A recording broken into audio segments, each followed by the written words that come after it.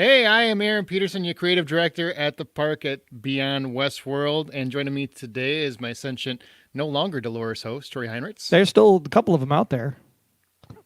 I'm Troy Heinrichs. I mean, you got Chard Loris, who loves to have her little tattoo on her arm, and then you still got El Lazo, To remind Mr. her, Lawrence. Big surprise! Welcome to the team. we found the extra pearl. I'm so excited. I get to wear the hat. I've been wanting to wear my Westworld hat, and I finally get to wear it for the instant reactions.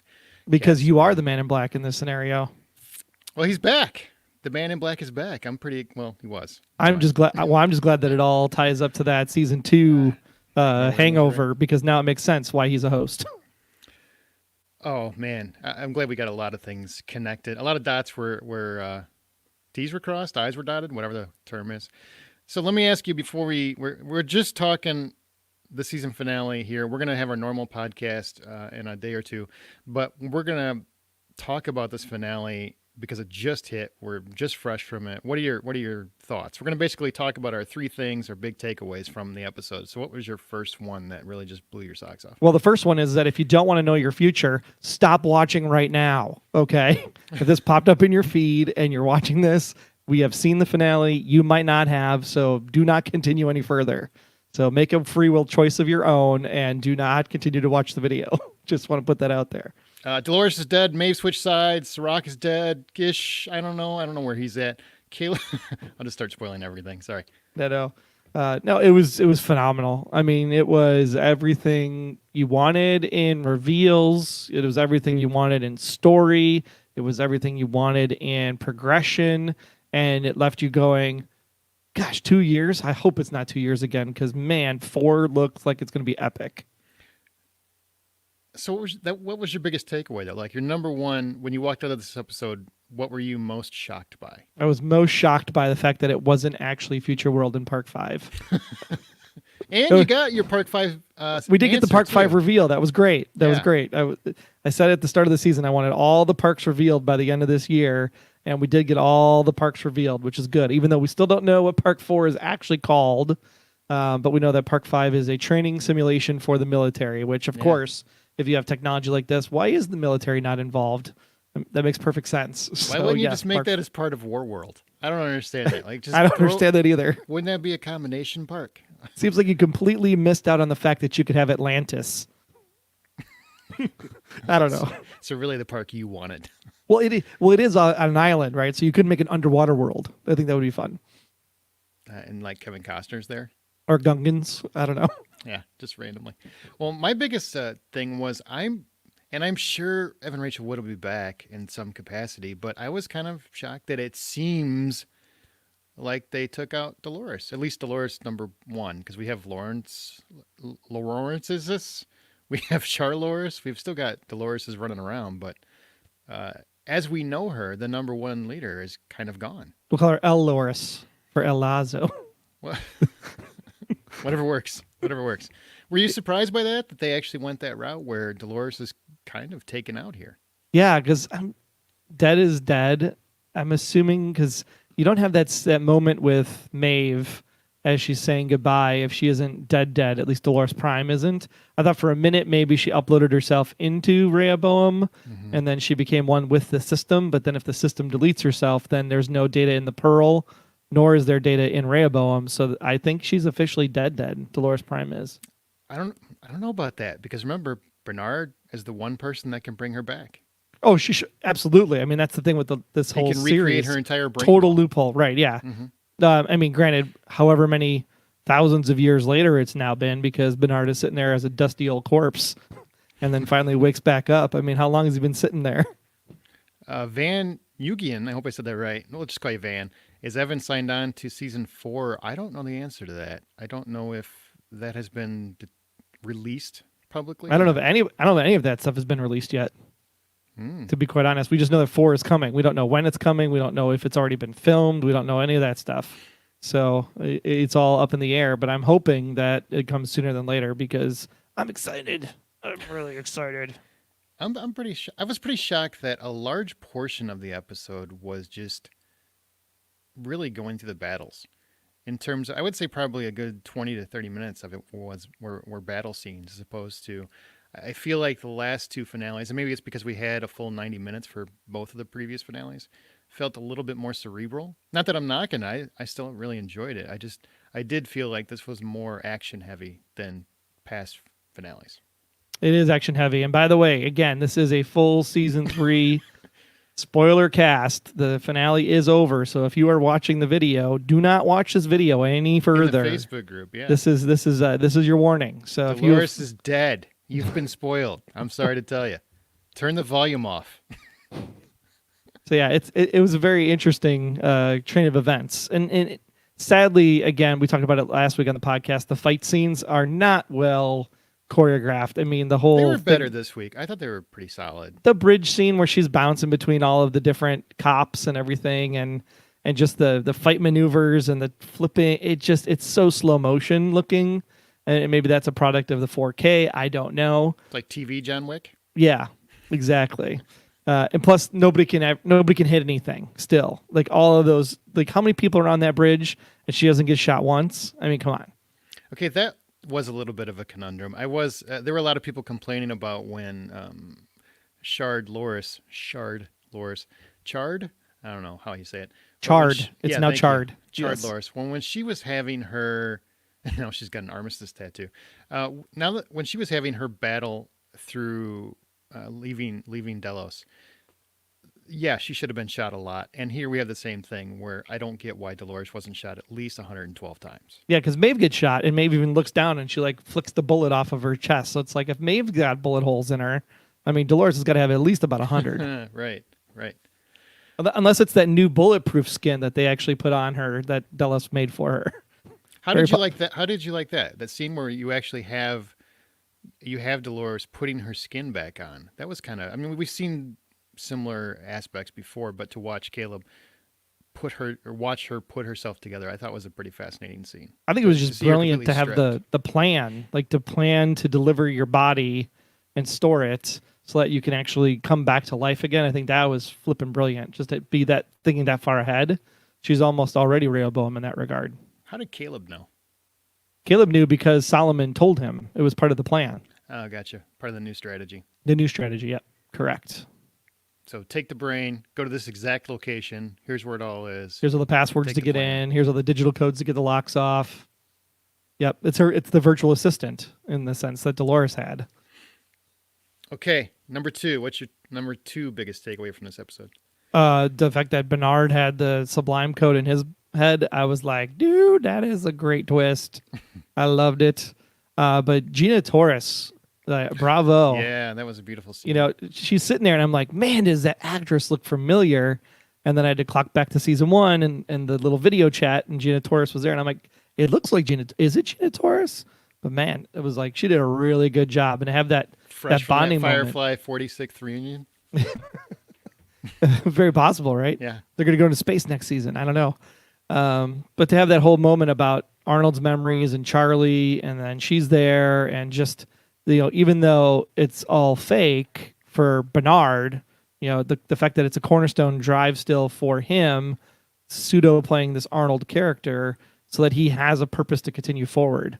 I think that's a great nod that even though they're different, they are the same. Just like Chard Loris has that drive from her family of Charlotte's, even though Dolores is in her brain, you still have your experiences. And I think that's the key message they were saying this season is like the sum of your experiences do not necessarily make you who you are. It's how you choose to progress your life based on those experiences. Much like Caleb. Whole bunch of experiences, but he chose to go a different way than be a cold-blooded military killer. Were you touched by that scene?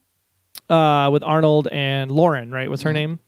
A little bit. Not as weepy as I was with the Maeve and Dolores scene. I started getting a little feels on that one. So not as waterworky as I thought, but it was there. It was right on the edge. It almost got me. But yeah, no, it was touching. It was really touching. And standout makeup, by the way. That was pretty stellar makeup. I was very impressed with that and how, you know, because she's a gorgeous woman and she's not anywhere near that age. But I thought they did a pretty fantastic job of making her. Yeah, they talked about how they did it in the post-show credit scenes. So if you Right. didn't get a chance to see that, definitely go check that out. And they talk about the whole procedure for Gina. Well, my number 2 was the whole Maeve coming around. That was, I know we've talked about all season about what is Maeve's journey here, because I don't know if that was really working for a lot of people. There was a lot of complaints about her arc, and I think her arc came full circle, which is why this is one of those shows where the entire season really is a important thing to focus on, as opposed to just taking it episode by episode. And I think you kind of knew at some point Dolores was going to bring her into her plan. And when it finally happened, and you get that turn, and you start to see Maeve coming around and understanding, I thought, okay, we've got a complete arc. We've got a reason for what Maeve's journey has been so far, and I needed that. Not that I love Maeve. She is my favorite character on the show, but I do feel like she didn't have enough to do this season, and that kind of brought it all around. I mean, it's only 8 episodes, so how much can she do, really, when you think about it? It's Dolores' plan. It's Dolores' story. They introduced Aaron Paul this season. Mm-hmm. So and you introduced Sirach, so there's definitely going to be background characters. I mean, you could think about Bernard didn't have a lot to do this season either until this final episode. So you have the Bernard and Maeve show literally in this 60 minutes or 70 minutes total 75 probably. that the show actually ran versus all the extra, pre-show and last week on, and Right. how many times you got to see the HBO logo pop up before you actually get going. But yeah, I thought this was great to actually have all of our main characters and then all the great throwbacks again to season 1. I choose to see the beauty. I mean, when you set that stuff up at the first onset of the show in episode 1 and have it pay off in end of season 3, that's great writing. I mean, people I'm sure will complain that it wasn't all heady this season, and I'm sure people will complain about something, but man, it's like it was like Game of Thrones level, where you had that whole stuff when the finale of season 7, when they're coming back in, and there's stuff from season 1 that's in the finale of the end of the whole thing in season 8. I mean, just to go full loop like that and be able to pull back on those strings, not knowing what they meant then, but how they pay off now, it's just so great. You're gonna go back and watch all 28 of these in a row, I'm sure, this summer. And they dropped another maze in this one, so you got another graffiti maze there on the wall. One Caleb. It's everywhere. Yeah, it's all over the place. There was a sign in the riot in the lower left hand corner of the screen. There were banners all over the place. So the maze is definitely a symbol. I think it's more in line with the Insight logo, even though the Insight logo is a ball. Mm-hmm. But I think it's meant to be more towards Insight than it is towards the child toy from season 1. Absolutely. All right, what is your number 1 takeaway? My number 1 takeaway is that I loved, and I think it was actually in the post show, actually, when Lisa Joy was talking about how AI can evolve, but humans can't, and change is hard. I mean, when you sit back and you think about this entire season and this entire finale, and then what we're all dealing with right now with the stay-at-home orders and the COVID crisis, and Man, it was really hitting home. Yeah. The rioting was hitting home. Like, it's Michigan. I wasn't even thinking the rioting so much as it was the just how much we've had to adapt in this situation right now, and can we adapt, and how do we adapt, and how do we change? And it's hard. It is hard to stay sane when you're locked up in your house for 8 weeks.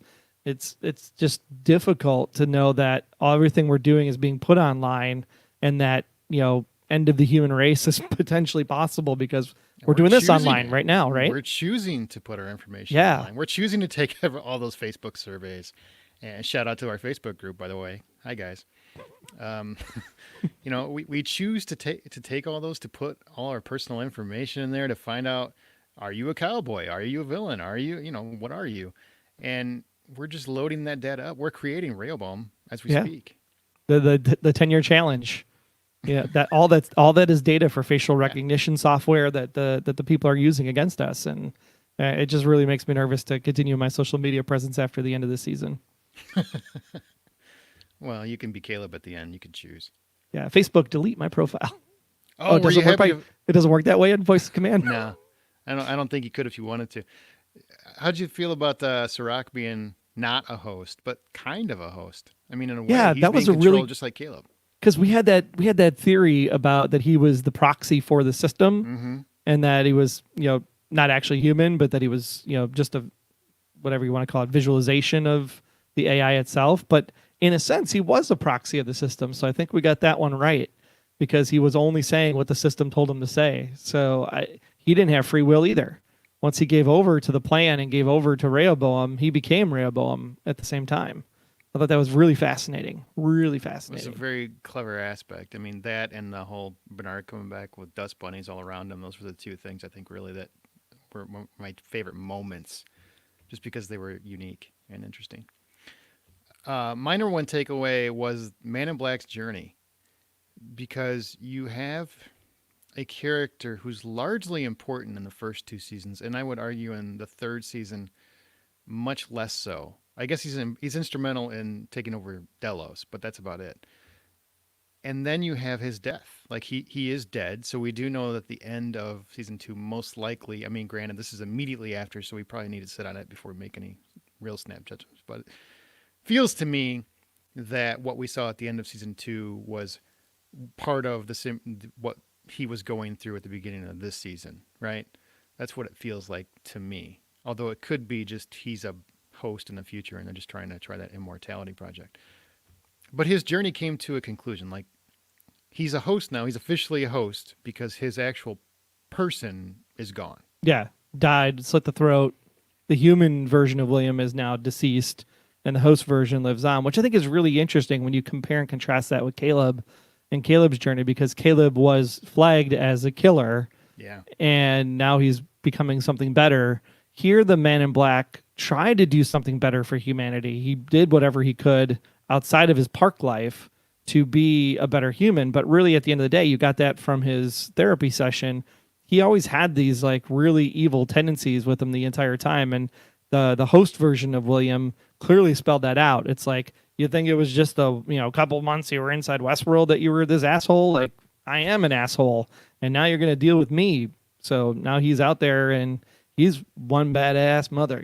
And I love to see how this plays out and what he actually does as part of the revolution. Because what I don't understand yet is what we saw at the end of season 2, if that's this host version going through the paces, or if it's the previous versions of this host version going through a simulation back in the park. Could be. We don't know the answer to that really. Yeah. It's more speculation than anything. That's why I said we can't make snap judgments because we just watched it. It's fresh in our minds, and I don't know if we had time to process some of I mean, it. they did say it's like years in the future at the end of season 2, so I'm thinking it's still yet They to said, come. yeah, but they said an undetermined time in the future, so that leaves it wide open. It does. And we still never got the answer between the whole 2052, 2058 stuff, but it does seem like everybody was in the same time period together as all this was going down.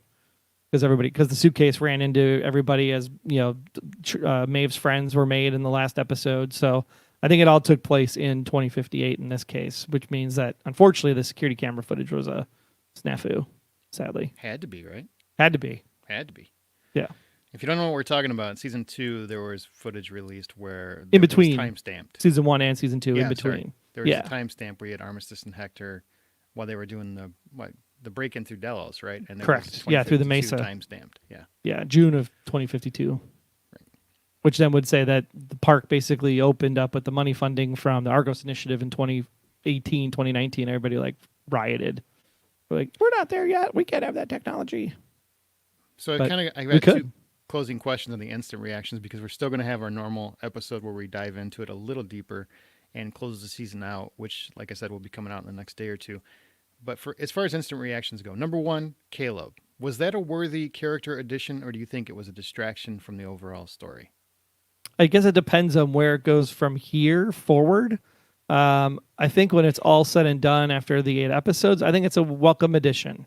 I think that in order for it to work, you had to have Dolores' story, and you have to have that line with Maeve at the end. Like, I choose to see the beauty, and then you get that one shot of him in Park 5, and then Dolores is sitting there, and she sees the humanity in him and what he's able to prevent the soldiers from doing. I think that was a real nice tie-up at the end to make a bow. If you didn't have that bow, I would have been a little bit more conspicuous about it. But the bow was really nice. I had the feels. I felt Dolores and what she was going for. So it worked. The only thing, and I love Aaron Paul as an actor, but I don't know if I bought him as this leader of this major revolution. But he's also at the very beginning, so it's kind of too early to tell how that will play out. Because, like you said, we have to see how it moves forward. Yeah, because I would say he's a leader now. He just started. He just started. Like, he wasn't a leader until he executed the command to have Rehoboam delete itself. Right. So That that's command where was his journey first begins. act as a leader. Correct. Because a real leader would have moved a little faster when he got in that building. I'm just saying. Chop, chop, man. We ain't got all day. All right. So number 2, and this is to end our instant reactions talk. Season 1 was about the maze. Season 2 is about finding the door to get out of the park. And season 3 is about how free will has impacted both hosts and humans, the lack of it, and how Dolores' plan originally was to destroy mankind, but she realized there was humanity, there was beauty in our world, and she wanted to restore the option of freedom and free will to humans so that they had the same choices that that they have, or that she has, I guess you would say. Now, so I would say season 3 is free will. Hang on. So how do you feel about that? One could speculate, though, that she never had a plan to destroy humanity, depending on when she encountered Caleb in the first place. So maybe her plan all along was to find Caleb and see if he would actually do the things that she needed to do to save humanity and to make a better world. I mean, in the end, she knows that Solomon's plan was that if this all continues, humanity will eventually wipe itself out. Mm-hmm. So in theory, her plan is still destroy the human race. It's just going to take a little bit longer than we They're going thought. to self-destruct. Yeah, which happens, right? I mean, yeah, a lot of us are a nihilistic society in a lot of ways, and so it just depends on can we rise up and be better, or does Darwinism actually exist? And look at COVID, right? I do think it's important to note that Sirach had Caleb asked that question, like, what's going to happen, if we go with this new strategy? And they showed the millions and millions of people that would die. And then, he seemed shocked. And then Maeve went and basically enacted that. Mm-hmm. So it's going to happen based on, if that strategy comes to fruition, it's going to happen. So she basically just sentenced millions to die. Yeah. And maybe it's a good thing. I don't know. Wow. Wow. Easy, killer. Easy. In the fictional world, I'm sure it is, Yeah. Definitely creates more parking. That's important. Well, I mean, just you look at all of us staying inside, and jobs are important, economy is important, all that stuff. Not to make it a political statement or anything, but you just look at how much the environment is recovering. Less cars on the road, less gas, less pollution. All of the consumerism that we've experienced in our lives to move the market and where we need to go. Maybe there's a balance. And that's really what it is. It's trying to find a balance. And how do we change as humans? And what do we learn coming out of this? The season that we're in, as far as staying at home, like what can we do to change? This is a real coincidental season, boy. Let me tell you, they super couldn't coincidental. have looked out much better. No, but I mean, it's got me thinking all kinds of different things right now. Sure does. That's what great television does, right? It makes you think. Hey, you walk away and go, wow, like, what do I got to do different tomorrow? That's what you left? Because I left going, is Dolores dead? Are they gonna bring her back? What's gonna happen? Why is he so dusty? Will someone please wipe him off? Where's Stubbs? Did he just leave him? That's what I left thinking. Well, we have different priorities. Well, the Dolores thing I didn't even think about. I was like, Bernard will just rebuild her. Once I saw Bernard come back. The question I have is how far into the future is Bernard? That right dust now? Was heavy, my friend. It was very heavy. Yeah. And it wasn't even like it was nowhere to be found. That's the thing that cracked me up. I'm like, you just left your friend. What kind of crappy bot are you? Well, remember, you have to survive with 3 liters of blood, and he was bleeding out in the tub. And he said, I can't fix you, but I have to, I'll slow this down. But I think eventually Stubbs probably leaked out. And he's probably still sitting in the bathtub, to be quite honest, right next to him. It'll be fascinating where they go in season 4, which I think is probably at least 18 months to 2 years out again. The one great thing I would say about this ending is, one, it does what Westworld has done every season, which I do feel like it has contained the season to the main story. Leaves you some tidbits, but you could walk away from here and feel complete with the arc. But also it kind of gives you a very open-ended version of what's to come, because you've got Chard Loris working on her new host army. What's that going to be about? What is her new plan? What is her altered plan? And then what's going to come? It can go a lot of different ways, and I like that we have that so wide open. And I appreciate the fact that they actually filmed it as if it was a series finale too, because it felt like a series finale till the credits, and then you throw those stingers on the end. It's like, oh, and by the way, we got renewed. Here's a couple extra things for you because this will set up season 4. But I'm if you sure didn't, they knew about that before they. I sure hope they did. Yeah. But if they didn't know, I mean, I felt like this was a very satisfying series finale as well, in a lot of ways. Could have been. A lot of major characters went down too, man. I was really surprised that you heard Ed Harris gave an interview where he wasn't too thrilled with his season arc. So I wonder if maybe that's why he realizes that his guy's dead at the end. Yeah, but he's not dead because he's a host now, and he can be a badass mother now. That's kind of dead. I mean, that's about as dead as you can get in this world, right? I just want to know who they're all printing. Like, are you coding new people to fill up those bodies? Are you stealing the data from Solomon's cold storage to put into those? An army of Clementines? Yeah, I'm for that. That'd be all right. because all the host data is still in the Sublime, and she doesn't have the Sublime key. No, So, Bernard's got it. He just took a long trip through there. So apparently he had a lot of fun while he was in the Sublime. yeah. And I'll tell you what, whenever, because Maeve said eventually she's going to be reunited with her daughter, whenever that happens, her actual daughter that started in the season 1 is going to be 47 years old by the time they finish the series. The way it's True written. story. So they better hurt. I hope they got some footage. It's going to be a new actress. You know that. Yeah, they'll just replay the standing by the lake across from Dolores. Hey, look, we're reunited, and we're skipping stones. Yeah, We're one walking of the Facebook through- users just said there had to be 100 printers. Yeah, there's Yeah, at least 100 printers. I mean, it was a room. It was a pretty room. We didn't get anything from the goop in, from Musashi's goop factory, which means now maybe we're finally going to get that army we were hoping for. Well, maybe the goop is still coming, right? Could be. Maybe she found that and she took it over. Maybe they bring back all armistices. I'd watch that. I would. All right, guys, that's going to do it, I think, for our instant reactions. We'll be back with a brand new and season finale Beyond Westworld podcast. Remember, you can find all of our information at beyondwestworldpodcast.com, our Facebook group, which is over 30,000 strong. Thank you guys for being good sports throughout this entire season, and stick around. We'll definitely have more stuff in the group, and we'll try to keep it going for another year and a half. I don't know how we do it, but we keep doing it. So Devs, if you are interested in this kind of stuff, I highly recommend Devs on Hulu FX. I don't know if it actually aired on FX or if it was an FX on Hulu special, but man, that was a trippy 8 episodes. I mean, you love this, you're going to love Devs, let me tell you. Okay, we'll be back pretty soon with that. Go to beyondwestworldpodcast.com. Beyond Westworld is sponsored by the Hollywood Outsider, so you can check that podcast out as well. Troy and I will be back very soon, probably within 24 hours with a new podcast. So take care. All right, we'll see ya.